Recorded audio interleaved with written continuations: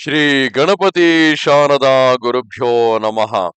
ತ್ವಮೇವ ಮಾತಾ ಚ ಪಿತಾ ತ್ವಮೇವ ತ್ವಮೇವ ಬಂಧುಶ್ಚ ಸಖಾ ತ್ವಮೇವ ತ್ವಮೇವ ವಿದ್ಯಾ ದ್ರವಿಣಂ ತ್ವಮೇವ ತ್ವಮೇವ ಸರ್ವಂ ಮಮ ದೇವ. ಶ್ರೋತೃಗಳಿಗೆ ಶ್ರೀ ಶಿವಪುರಾಣದ ರುದ್ರ ಸಂಹಿತೆಯ ಸತೀಖಂಡದ ಭಾಗಗಳಿಗೆ ಸ್ವಾಗತ. ಇಂದಿನ ಅಧ್ಯಾಯದಲ್ಲಿ ಸತೀದೇವಿಯು ಶಿವನು ಅಥವಾ ರುದ್ರನು ಶ್ರೀರಾಮನು ದಂಡಕಾರಣ್ಯದಲ್ಲಿ ಅಲೆಯುತ್ತಿರುವಾಗ ಆತನಿಗೆ ನಮಸ್ಕರಿಸಿದುದನ್ನು ಕಂಡು ಸಂದೇಹದಿಂದ ಶ್ರೀರಾಮನು ನಿಜಕ್ಕೂ ಪರಬ್ರಹ್ಮ ಸ್ವರೂಪನೇ ಎಂಬುದನ್ನು ಅರಿತುಕೊಳ್ಳುವ ಸಲುವಾಗಿ ಆತನ ಎದುರು ಸೀತೆಯ ರೂಪವನ್ನು ಧರಿಸಿ ಹೋಗಿ ನಿಲ್ಲುತ್ತಾಳೆ.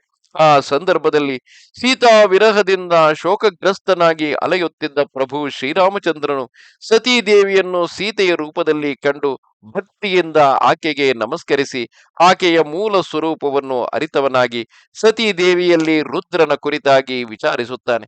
ಆಗ ಸತೀದೇವಿಗೆ ಶ್ರೀರಾಮಚಂದ್ರನ ಪರಬ್ರಹ್ಮ ಸ್ವರೂಪ ಆತನಿಗೆ ತನ್ನ ಮೂಲ ಸ್ವರೂಪದ ಅರಿವಿದೆ ಎಂದು ಅರಿವಾದಾಗ ತಾನು ಮಾಡಿದ ಕೃತ್ಯಕ್ಕಾಗಿ ಅಂದರೆ ಸೀತೆಯ ರೂಪವನ್ನು ಧರಿಸಿ ಅವನನ್ನು ವಂಚಿಸಲು ಹೋದುದಕ್ಕಾಗಿ ಆಕೆ ಚಿಂತಿಸುತ್ತಾಳೆ. ಹಿಂದಿರುಗಿ ಬಂದಾಗ ಸತೀದೇವಿಯು ಶ್ರೀರಾಮನನ್ನು ಪರೀಕ್ಷಿಸುವ ನೆಪದಲ್ಲಿ ಆತನನ್ನು ವಂಚಿಸಿದುದು ಶಿವನಿಗೆ ತಿಳಿಯುತ್ತದೆ.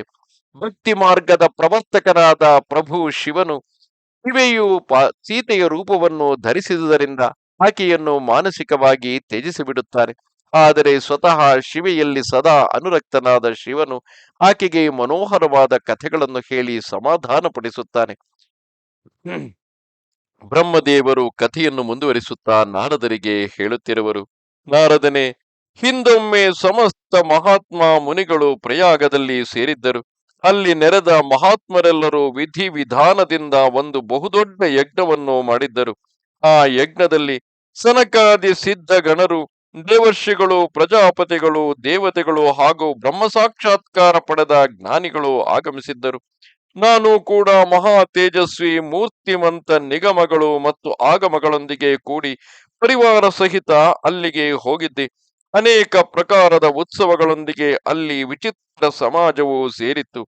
ನಾನಾ ಶಾಸ್ತ್ರಗಳ ಸಂಬಂಧವಾಗಿ ಜ್ಞಾನ ಚರ್ಚೆ ಹಾಗೂ ವಾದ ವಿವಾದಗಳು ನಡೆಯುತ್ತಿದ್ದವು. ಮುನಿಯೇ, ಅದೇ ಸಮಯದಲ್ಲಿ ಸತಿ ಹಾಗೂ ಪಾರ್ಷದರೊಂದಿಗೆ ತ್ರಿಲೋಕ ಹಿತಕಾರಿ ಸೃಷ್ಟಿಕರ್ತ ಹಾಗೂ ಎಲ್ಲರ ಸ್ವಾಮಿ ಭಗವಾನ್ ರುದ್ರನು ಅಲ್ಲಿಗೆ ಬಂದು ತಲುಪಿದನು. ಭಗವಾನ್ ಶಿವನು ಬಂದಿರುವುದನ್ನು ನೋಡಿ ಸಮಸ್ತ ದೇವತೆಗಳು, ಸಿದ್ಧರು, ಮುನಿಗಳು ಮತ್ತು ನಾನೂ ಕೂಡ ಭಕ್ತಿಭಾವದಿಂದ ಅವನಿಗೆ ನಮಸ್ಕಾರ ಮಾಡಿದೆವು ಹಾಗೂ ಸ್ತುತಿಸಿದೆವು. ಮತ್ತೆ ಶಿವನ ಅಪ್ಪಣೆ ಪಡೆದು ಎಲ್ಲ ಜನರು ಪ್ರಸನ್ನತೆಯಿಂದ ಯಥಾಸ್ಥಾನದಲ್ಲಿ ಕುಳಿತರು. ಭಗವಂತನ ದರ್ಶನ ಪಡೆದು ಜನರೆಲ್ಲರೂ ಸಂತುಷ್ಟರಾಗಿದ್ದರು ಹಾಗೂ ತಮ್ಮ ಸೌಭಾಗ್ಯವನ್ನು ಹೊಗಳಿಕೊಂಡರು. ಇದರಲ್ಲಿ ಮಹಾ ತೇಜಸ್ವಿಯಾದ ಪ್ರಜಾಪತಿಗಳಿಗೂ ಪತಿ ಪ್ರಭು ದಕ್ಷನು ಅಕಸ್ಮಾತ್ತಾಗಿ ತಿರುಗಾಡುತ್ತಾ ಅಲ್ಲಿಗೆ ಬಂದನು. ಅವನು ನನಗೆ ವಂದಿಸಿ ತನ್ನ ಅಪ್ಪಣೆ ಪಡೆದು ಅಲ್ಲಿ ಕುಳಿತುಕೊಂಡನು. ದಕ್ಷನು ಆ ಸಮಯದಲ್ಲಿ ಸಮಸ್ತ ಬ್ರಹ್ಮಾಂಡದ ಅಧಿಪತಿಯಾಗಿದ್ದನು. ಆದ್ದರಿಂದ ಎಲ್ಲರಿಂದ ಸಮ್ಮಾನನೀಯನಾಗಿದ್ದನು. ಆದರೆ ತನ್ನ ಈ ಗೌರವಪೂರ್ಣ ಪದದಿಂದಾಗಿ ಅವನ ಮನಸ್ಸಿನಲ್ಲಿ ಅತೀವ ಅಹಂಕಾರವಿತ್ತು. ಏಕೆಂದರೆ ಅವನು ತತ್ವಜ್ಞಾನದಿಂದ ಶೂನ್ಯನಾಗಿದ್ದನು. ಆಗ ಸಮಸ್ತ ದೇವರ್ಷಿಗಳು ನತಮಸ್ತಕರಾಗಿ ಸ್ತುತಿ ಮತ್ತು ವಂದನೆಗಳಿಂದ ಎರಡೂ ಕೈಗಳನ್ನು ಜೋಡಿಸಿ ಉತ್ತಮ ತೇಜಸ್ವಿ ದಕ್ಷನ ಆದರ ಸತ್ಕಾರ ಮಾಡಿದರು. ಆದರೆ ನಾನಾ ರೀತಿಯ ಲೀಲಾ ವಿಹಾರಿ, ಎಲ್ಲರ ಸ್ವಾಮಿ ಹಾಗೂ ಉತ್ಕೃಷ್ಟ ಲೀಲಾಕಾರಿ ಸ್ವತಂತ್ರ ಪರಮೇಶ್ವರ ಆ ಮಹೇಶ್ವರನು ಆಗ ದಕ್ಷನಿಗೆ ತಲೆಬಾಗಲಿಲ್ಲ. ಅವನು ತನ್ನ ಆಸನದಲ್ಲಿ ಕುಳಿತೇ ಇದ್ದನು. ಅಂದರೆ ಮಹೇಶ್ವರನು ಎದ್ದು ನಿಂತು ದಕ್ಷನನ್ನು ಸ್ವಾಗತಿಸಲಿಲ್ಲ. ಮಹಾದೇವನು ಅಲ್ಲಿ ತಲೆಬಾಗದೆ ಇರುವುದನ್ನು ನೋಡಿದ ನನ್ನ ಪುತ್ರ ದಕ್ಷ ಪ್ರಜಾಪತಿಯು ಮನಸ್ಸಿನಲ್ಲಿ ಅಪ್ರಸನ್ನನಾದನು. ಅವನಿಗೆ ರುದ್ರನ ಮೇಲೆ ಕೋಪವೇ ಬಂತು. ಅವನು ಜ್ಞಾನಶೂನ್ಯನೂ ಮಹಾ ಅಹಂಕಾರಿಯೂ ಆದ ಕಾರಣ ಮಹಾಪ್ರಭು ರುದ್ರನನ್ನು ಕ್ರೂರ ದೃಷ್ಟಿಯಿಂದ ನೋಡಿ ಎಲ್ಲರೂ ಕೇಳುವಂತೆ ಗಟ್ಟಿಯಾಗಿ ಹೇಳತೊಡಗಿದನು. ಆ ದಕ್ಷನು ಹೇಳುತ್ತಾನೆ, ದೇವತೆಗಳು, ಅಸುರರು, ಶ್ರೇಷ್ಠ ಬ್ರಾಹ್ಮಣರು, ಋಷಿಗಳು ಹೀಗೆ ಇವರೆಲ್ಲರೂ ನನಗೆ ವಿಶೇಷವಾಗಿ ತಲೆಯನ್ನು ತಗ್ಗಿಸುವರು. ಆದರೆ ಪ್ರೇತಗಳಿಂದ ಹಾಗೂ ಪಿಶಾಚಿಗಳಿಂದ ಸುತ್ತುವರೆದು ಮಹಾ ಮನಸ್ವಿಯಾಗಿ ಕುಳಿತಿರುವ ಈ ಶಿವನು ದುಷ್ಟ ಮನುಷ್ಯನಂತೆ ಏಕೆ ನನಗೆ ವಂದಿಸುವುದಿಲ್ಲ? ಸ್ಮಶಾನದಲ್ಲಿ ವಾಸಿಸುವ ನಿರ್ಲಜ್ಜ ಇವನು ನನಗೆ ಈಗ ವಂದಿಸಲಿಲ್ಲ. ಇದಕ್ಕೆ ಕಾರಣವೇನು? ಇವನ ವೇದೋಕ್ತ ಕರ್ಮಗಳು ಲುಪ್ತವಾಗಿ ಹೋಗಿವೆ.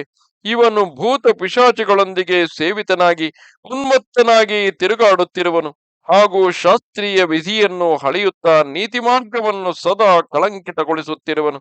ಇವನೊಂದಿಗೆ ಇರುವವರು ಹಾಗೂ ಇವನನ್ನು ಅನುಸರಿಸುವವರು ಪಾಖಂಡಿಗಳು, ದುಷ್ಟರು, ಪಾಪಾಚಾರಿಗಳು, ಬ್ರಾಹ್ಮಣರನ್ನು ನೋಡಿ ತಿರಸ್ಕಾರದಿಂದ ಅವರನ್ನು ನಿಂದಿಸುವವರು ಆಗಿರುವರು.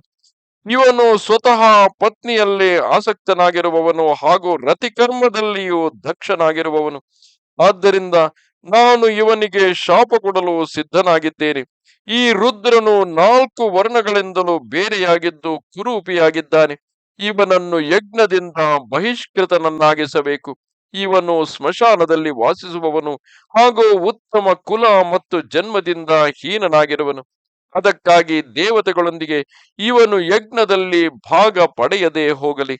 ಯಾವ ಶಿವನನ್ನು ಪ್ರೀತಿಗೊಳಿಸಿ ತನ್ನ ಪುತ್ರಿಯಾದ ಸತೀದೇವಿಯನ್ನೇ ಆ ಶಿವನಿಗೆ ಧಾರೆ ಎರೆದುಕೊಟ್ಟಿದ್ದನು, ಶಿವನಲ್ಲಿ ಅಪ್ರತಿಮ ಭಕ್ತಿಯನ್ನು ಹೊಂದಿದ್ದನು, ಆ ದಕ್ಷ ಪ್ರಜಾಪತಿಯೇ ಕೆಲವು ಕಾಲಾನಂತರ ಬ್ರಹ್ಮಾಂಡದ ಆಧಿಪತ್ಯವೇ ತನಗೆ ದೊರೆತಾಗ ಅದೇ ಶಿವನ ವಿಚಾರದಲ್ಲಿ ಅತ್ಯಂತ ಕೆಟ್ಟದಾಗಿ ವರ್ತಿಸುತ್ತಾ ಸ್ವತಃ ಶಿವನಿಗೇ ಇಲ್ಲಿ ಶಾಪವನ್ನು ಕೊಡುವುದಕ್ಕೂ ಉದ್ಯುಕ್ತನಾಗುತ್ತಾನೆ.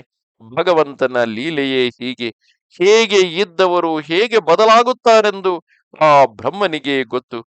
ಬ್ರಹ್ಮದೇವರು ಆ ಸಂದರ್ಭದಲ್ಲಿ ಕಥೆಯನ್ನು ಹೇಳುತ್ತಾ ನಾರದರಿಗೆ ಹೇಳುತ್ತಾರೆ. ದಕ್ಷನು ನುಡಿದ ಈ ಮಾತನ್ನು ಕೇಳಿ ಭೃಗುವೇ ಮೊದಲಾದ ಅನೇಕ ಮಹರ್ಷಿಗಳು ರುದ್ರದೇವನನ್ನು ದುಷ್ಟನೆಂದು ತಿಳಿದು ದೇವತೆಗಳೊಂದಿಗೆ ಅವನನ್ನು ನಿಂದಿಸತೊಡಗಿದರು. ದಕ್ಷನ ಮಾತನ್ನು ಕೇಳಿ ನಂದಿಗೆ ಬಹಳ ಕೋಪ ಬಂತು. ಅವನ ಕಣ್ಣುಗಳು ಚಂಚಲವಾದವು ಮತ್ತು ಅವನು ದಕ್ಷನಿಗೆ ಶಾಪವನ್ನು ಕೊಡಲು ತಕ್ಷಣ ಇಂತೆಂದನು. ನಂದೀಶ್ವರನು ಹೇಳುತ್ತಾನೆ, ಎಲ್ಲವೋ ಮಹಾಮೂರ್ಖನೇ, ಬುದ್ಧಿಯುಳ್ಳ ಶಠ ದಕ್ಷನೇ, ನೀನು ನನ್ನ ಸ್ವಾಮಿ ಮಹೇಶ್ವರನನ್ನು ಯಜ್ಞದಿಂದ ಏಕೆ ಬಹಿಷ್ಕೃತಗೊಳಿಸಿದೆ? ಅವನ ಸ್ಮರಣ ಮಾತ್ರದಿಂದಲೇ ಯಜ್ಞವು ಸಫಲವಾಗುತ್ತದೆ, ತೀರ್ಥಗಳು ಪವಿತ್ರವಾಗುತ್ತವೆ. ಅಂತಹ ಮಹಾದೇವನಿಗೆ ನೀನು ಹೇಗೆ ಶಾಪ ಕೊಟ್ಟೆ? ದುರ್ಬುದ್ಧಿಯ ದಕ್ಷನೇ, ನೀನು ಬ್ರಾಹ್ಮಣ ಜಾತಿಯ ಚಪಲತೆಯಿಂದ ಪ್ರೇರಿತನಾಗಿ ಈ ರುದ್ರದೇವನಿಗೆ ವ್ಯರ್ಥವಾಗಿ ಶಪಿಸಿದೆ. ಮಹಾಪ್ರಭು ರುದ್ರನು ಸರ್ವಥಾ ನಿರ್ದೋಷನಾಗಿದ್ದಾನೆ. ಆದರೂ ನೀನು ವ್ಯರ್ಥವಾಗಿಯೇ ಅವನನ್ನು ಅಪಹಾಸ್ಯ ಮಾಡಿರುವೆ. ಬ್ರಾಹ್ಮಣಾಧಮನೇ, ಈ ಜಗತ್ತನ್ನು ಸೃಷ್ಟಿಸಿ ಪಾಲಿಸಿ ಕೊನೆಗೆ ಸಂಹಾರ ಮಾಡುವಂತಹ ಈ ಮಹೇಶ್ವರ ರೂಪಿಗೆ ನೀನು ಹೇಗೆ ಶಾಪವನ್ನು ಕೊಟ್ಟೆ? ನಂದಿಯು ಹೀಗೆ ಗದರಿಸಿದಾಗ ಪ್ರಜಾಪತಿ ದಕ್ಷನು ರೋಷದಿಂದ ಕೆಂಡಾಮಂಡಲನಾದನು ಹಾಗೂ ಅವನಿಗೆ ಶಾಪವನ್ನು ಅಂದರೆ ನಂದೀಶ್ವರನಿಗೆ ಶಾಪವನ್ನು ಕೊಡುತ್ತಾ ಹೇಳುತ್ತಾನೆ, ಎಲೈ ರುದ್ರಗಣರೇ, ನೀವೆಲ್ಲರೂ ವೇದದಿಂದ ಬಹಿಷ್ಕೃತರಾಗಿರಿ, ವೈದಿಕ ಮಾರ್ಗದಿಂದ ಭ್ರಷ್ಟರಾಗಿ, ಮಹರ್ಷಿಗಳಿಂದ ಪರಿತ್ಯಕ್ತರಾಗಿ, ಅಖಂಡವಾದದಲ್ಲಿ ತೊಡಗಿರಿ ಹಾಗೂ ಶಿಷ್ಟಾಚಾರದಿಂದ ದೂರವಾಗಿರಿ. ತಲೆಯಲ್ಲಿ ಜಟೆ ಮತ್ತು ಶರೀರದಲ್ಲಿ ಭಸ್ಮ ಹಾಗೂ ಎಲುಬುಗಳ ಆಭರಣಗಳನ್ನು ಧರಿಸಿಕೊಂಡು ಮದ್ಯಪಾನದಲ್ಲಿ ಆಸಕ್ತರಾಗಿರಿ. ದಕ್ಷನು ಶಿವನ ಪಾರ್ಷದರಿಗೆ ಹೀಗೆ ಶಪಿಸಿದಾಗ ಆ ಶಾಪವನ್ನು ಕೇಳಿ ಶಿವನ ಪ್ರಿಯ ಭಕ್ತ ನಂದಿಯು ಅತ್ಯಂತ ರೋಷಕ್ಕೆ ವಶೀಭೂತನಾದನು.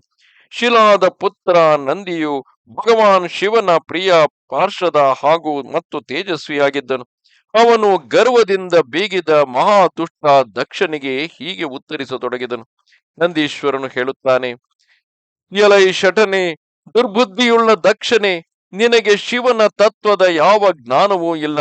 ಆದ್ದರಿಂದ ನೀನು ಶಿವನ ಪಾರ್ಷದರಿಗೆ ವ್ಯರ್ಥವಾಗಿ ಶಪಿಸಿದೆ. ಅಹಂಕಾರಿ ದಕ್ಷನೇ, ಚಿತ್ತದಲ್ಲಿ ದುಷ್ಟತೆ ತುಂಬಿರುವ ಭೃಗುವೆ ಮೊದಲಾದವರು ಕೂಡ ಬ್ರಾಹ್ಮಣತ್ವದ ಅಭಿಮಾನದಿಂದ ಮಹಾಪ್ರಭು ಮಹೇಶ್ವರನ ಉಪಹಾಸ ಮಾಡಿದರು.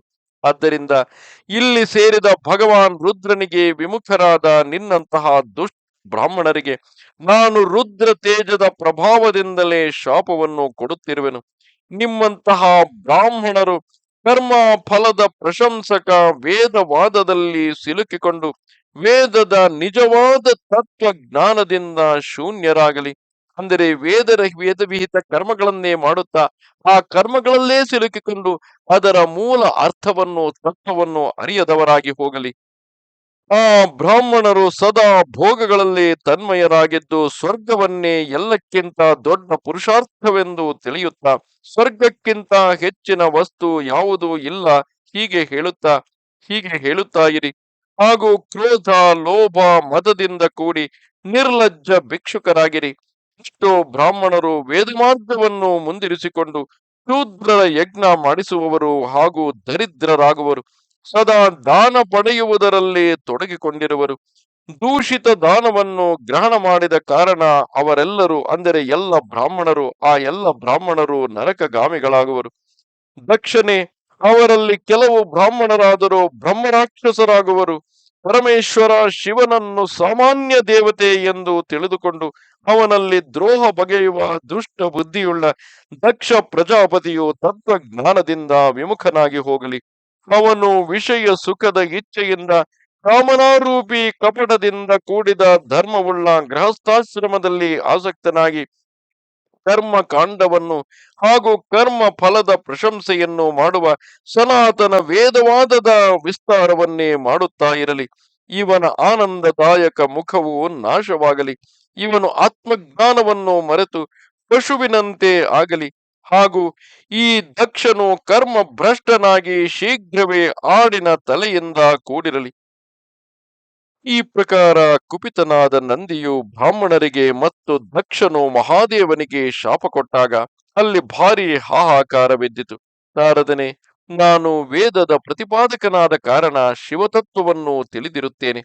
ಅದಕ್ಕಾಗಿ ದಕ್ಷನ ಆ ಶಾಪವನ್ನು ಕೇಳಿ ನಾನು ಪದೇ ಪದೇ ಅವನನ್ನು ಮತ್ತು ಭೃಗುವೇ ಆದಿ ಬ್ರಾಹ್ಮಣರನ್ನು ನಿಂದಿಸಿದನು. ಸದಾಶಿವ ಮಹಾದೇವನೂ ಕೂಡ ನಂದಿಯ ಆ ಮಾತನ್ನು ಕೇಳಿ ನಗುತ್ತಾ ಮಧುರ ವಾಣಿಯಿಂದ ನುಡಿದು ನಂದಿಯನ್ನು ಸಮಚಾಯಿಸತೊಡಗಿದನು. ಸದಾಶಿವನು ಹೇಳುತ್ತಾನೆ, ನಂದಿಯೇ, ನನ್ನ ಮಾತನ್ನು ಕೇಳು.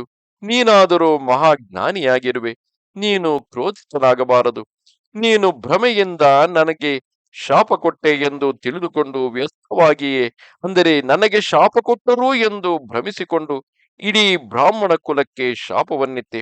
ವಾಸ್ತವವಾಗಿ ನನಗೆ ಯಾರ ಶಾಪವೂ ತಟ್ಟಲಾರದು. ಆದ್ದರಿಂದ ನೀನು ಉತ್ತೇಜಿತನಾಗಬಾರದು. ವೇದವು ಮಂತ್ರಾಕ್ಷರಮಯ ಮತ್ತು ಸೂಕ್ತಮಯವಾಗಿದೆ. ಅದರ ಪ್ರತಿಯೊಂದು ಸೂಕ್ತದಲ್ಲಿಯೂ ಸಮಸ್ತ ದೇಹಧಾರಿಗಳ ಅಂದರೆ ಪರಮಾತ್ಮನು ಪ್ರತಿಷ್ಠಿತನಾಗಿದ್ದಾನೆ. ಆದ್ದರಿಂದ ಆ ಮಂತ್ರಗಳ ಜ್ಞಾತ್ರಗಳು ನಿತ್ಯ ಆತ್ಮವೇತ್ತರಾಗಿದ್ದಾರೆ. ಆದ್ದರಿಂದ ನೀನು ರೋಷಕ್ಕೆ ವಶನಾಗಿ ಅವರಿಗೆ ಶಾಪ ಕೊಡಬೇಡ. ಯಾರದೇ ಬುದ್ಧಿಯು ಎಷ್ಟೇ ದೂಷಿತವಾಗಿರಲೇನು, ಅವನು ವೇದಗಳಿಗೆ ಶಾಪವನ್ನು ಕೊಡಲಾರನು. ಈಗ ನನಗೆ ಶಾಪವು ತಟ್ಟಲೇ ಇಲ್ಲ. ಇದನ್ನು ನೀನು ಸರಿಯಾಗಿ ತಿಳಿಯಬೇಕು. ಮಹಾಮತಿಯೇ, ನೀನು ಸನಕಾದಿಗಳಿಗೂ ತತ್ವಜ್ಞಾನ ಉಪದೇಶಿಸುವವನಾಗಿರುವೆ. ಆದ್ದರಿಂದ ಶಾಂತನಾಗು. ಸ್ವತಃ ನಾನೇ ಯಜ್ಞನಾಗಿರುವೆನು, ನಾನೇ ಯಜ್ಞ ಕರ್ಮನೂ ಆಗಿರುವೆನು. ಯಜ್ಞಗಳ ಅಂಗಭೂತ ಸಮಸ್ತ ಉಪಕರಣಗಳು ನಾನೇ ಆಗಿರುವೆನು. ಯಜ್ಞ ಆತ್ಮನು ನಾನೇ, ಯಜ್ಞ ಪರಾಯಣ ಯಜಮಾನನು ನಾನೇ, ಮತ್ತು ಯಜ್ಞದಿಂದ ಬಹಿಷ್ಕೃತನು ನಾನೇ ಆಗಿದ್ದೇನೆ. ಇವನು ಯಾರು, ನೀನು ಯಾರು, ಇವರು ಯಾರು? ವಾಸ್ತವವಾಗಿ ನೀವೆಲ್ಲರೂ ಕೂಡ ನಾನೇ ಆಗಿರುವೆನು. ನೀನು ನಿನ್ನ ಬುದ್ಧಿಯಿಂದ ಈ ಮಾತಿನ ಕುರಿತು ವಿಚಾರ ಮಾಡು. ನೀನು ಬ್ರಾಹ್ಮಣರಿಗೆ ವ್ಯರ್ಥವಾಗಿ ಶಾಪವನ್ನು ಕೊಟ್ಟೆ. ಮಹಾಮತಿಯಾದ ನಂದಿಯೇ, ನೀನು ತತ್ವಜ್ಞಾನದ ಮೂಲಕ ಪ್ರಪಂಚ ರಚನೆಯನ್ನು ನಿರಾಕರಣ ಮಾಡಿ ಆತ್ಮನಿಷ್ಠ ಜ್ಞಾನಿಯಾಗಿ ಕ್ರೋಧಾದಿಗಳಿಂದ ಶೂನ್ಯನಾಗು. ಬ್ರಹ್ಮದೇವರು ಮುಂದುವರೆದು ಹೇಳುತ್ತಾರೆ, ನಾರದನೆ, ಭಗವಾನ್ ಶಂಭುವು ಈ ಪ್ರಕಾರವಾಗಿ ತಿಳಿಸಿ ಹೇಳಿದಾಗ ನಂದಿಕೇಶ್ವರನು ವಿವೇಕ ಪರಾಯಣನಾಗಿ ಕ್ರೋಧರಹಿತ ಶಾಂತನಾದನು. ಶಿವನು ಕೂಡ ತನ್ನ ಪ್ರಾಣಪ್ರಿಯ ಪಾರ್ಷದನಾದ ನಂದಿಗೆ ತತ್ವಬೋಧವನ್ನು ಮಾಡಿಸಿ ಪ್ರಮಥ ಗಣಗಳೊಂದಿಗೆ ಅಲ್ಲಿಂದ ಪ್ರಸನ್ನತೆಯಿಂದ ತನ್ನ ಸ್ಥಾನಕ್ಕೆ ಹೊರಟು ಹೋದನು. ಇತ್ತ ರೋಷಾವೇಶದಿಂದ ಕೂಡಿದ ದಕ್ಷನು ಕೂಡ ಬ್ರಾಹ್ಮಣರಿಂದ ಸುತ್ತುವರೆದು ತನ್ನ ಸ್ಥಾನಕ್ಕೆ ಮರಳಿ ಹೋದನು. ಆದರೆ ಅವನ ಚಿತ್ತವು ಶಿವದ್ರೋಹದಲ್ಲಿ ತತ್ಪರವಾಗಿತ್ತು. ಆಗ ರುದ್ರನಿಗೆ ಶಾಪ ಕೊಟ್ಟ ಘಟನೆಯನ್ನು ಸ್ಮರಿಸಿ ದಕ್ಷನು ಸದಾ ಮಹಾನ್ ರೋಷದಿಂದ ತುಂಬಿದ್ದನು. ಅವನ ಬುದ್ಧಿಗೆ ಮೂಢತೆ ಆವರಿಸಿತ್ತು. ಅವನು ಶಿವನ ಕುರಿತು ಶ್ರದ್ಧೆಯನ್ನು ತ್ಯಜಿಸಿ ಶಿವಪೂಜಕರನ್ನು ನಿಂದಿಸತೊಡಗಿದನು. ಅಯ್ಯ ನಾರದನೇ, ಹೀಗೆ ಪರಮಾತ್ಮ ಶಂಭುವಿನೊಡನೆ ದುರ್ವ್ಯವಹಾರವನ್ನು ಮಾಡಿ ದಕ್ಷನು ತನ್ನ ದುಷ್ಟ ಬುದ್ಧಿಯ ಪರಿಚಯ ಮಾಡಿಸಿಕೊಟ್ಟನು. ಇದನ್ನು ನಾನು ನಿನಗೆ ತಿಳಿಸಿರುವೆ.